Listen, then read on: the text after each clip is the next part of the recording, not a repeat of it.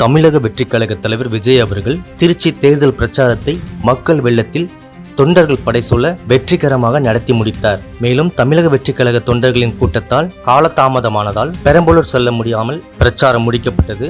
அதற்கு வருத்தம் தெரிவித்து தமிழக வெற்றிக் கழக தலைவர் விஜய் அவர்கள் அந்த அறிக்கையில் குறிப்பிட்டுள்ளார். மேலும் தமிழக வெற்றிக் கழக தலைவர் இன்று ஒரு அறிக்கை வெளியிட்டுள்ளார். அதில் விஜய் வெளியவே வரமாட்டான், மக்களை சந்திக்கவே மாட்டான் என்று ஆள் வைத்து கதையாடல் செய்தோர் இப்பொழுது வெவ்வேறு விதங்களில் புலம்பத் தொடங்கியுள்ளனர்.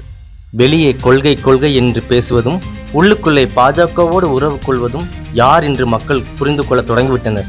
மேலும் கொள்கை கூப்பாடு போட்டு ஏமாற்றிக் கொண்டே கொள்ளையடிப்போர் யார் என்று தமிழக மக்களுக்கு தெரியாதா என்ன என்று அந்த அறிக்கையில் அவர் வெளியிட்டுள்ளார்.